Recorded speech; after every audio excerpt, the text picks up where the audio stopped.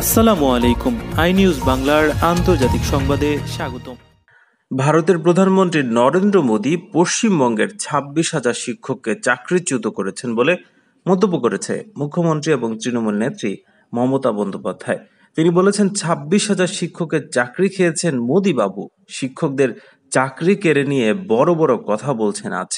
উনি সাধু বাবা আর সবাই চোর। মুখ্যমন্ত্রী মমতা বলেছেন, বিকেলে পশ্চিমবঙ্গের পূর্ব বর্ধমানের রায়নায় তৃণমূল আয়োজিত এই নির্বাচনী জনসভায় তিনি এসব কথা বলেন। মমতা বলেছেন, আপনাকে প্রধানমন্ত্রী মানায় না। রাজ্যবাসীর উদ্দেশ্যে মুখ্যমন্ত্রী বলেন, সাবধান, বিজেপি সংশোধিত নাগরিকত্ব আইন বা সিএএ, জাতীয় নাগরিক পঞ্জি, এনআরসি কার্যকর করে আপনাদের অধিকার কেড়ে নেবে। অভিন্ন দেওয়ানি বিধিও কার্যকর করবে। ওদের বিরুদ্ধে সোচ্চার হন। ওরা সংবিধান বিক্রি করবে, দেশটাকে বিক্রি করে দেবে, আপনাদের অধিকার কেড়ে নেবে। মমতা বন্দ্যোপাধ্যায় আরো বলেন, রাজভবনে একটা ছোট্ট মেয়ের সঙ্গে কি ব্যবহার করেছে রাজ্যপাল। আমি মেয়েটির কান্নায় ভিডিও দেখেছি। মেয়েটি এখন কাজে যেতে পারছে না। পরপর দুদিন মেয়েটির শ্লীলতাহানি করেছেন রাজ্যপাল। ভারতের 7 ধাপের লোকসভা নির্বাচন চলছে। 7 মে তৃতীয় ধাপের নির্বাচনে পশ্চিমবঙ্গের 4টি আসনে ভোট গ্রহণ হবে। অন্যদিকে পশ্চিমবঙ্গের মুখ্যমন্ত্রী মমতা বন্দ্যোপাধ্যায়ের দল তৃণমূল কংগ্রেস রাজ্যে দুর্নীতির দোকান খুলেছে বলে মন্তব্য করেছেন ভারতের প্রধানমন্ত্রী নরেন্দ্র মোদী।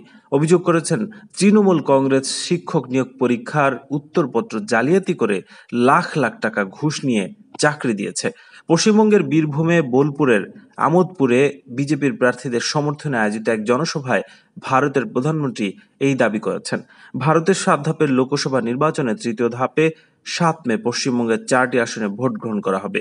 নির্বাচন সামনে রেখে মোদী একাধিকবার পশ্চিমবঙ্গে জনসভা করেছেন। তিনি বলেছেন, তৃণমূল এখন এই বাংলায় দুর্নীতির দোকান খুলে বসেছে।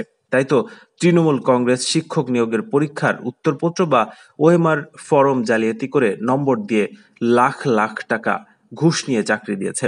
এবার দুর্নীতির সঙ্গে জড়িতদের রক্ষা নাই, তাদের সবাইকে শাস্তি পেতে হবে, কেউ ছাড় পাবে না, এটা মোদির গ্যারান্টি।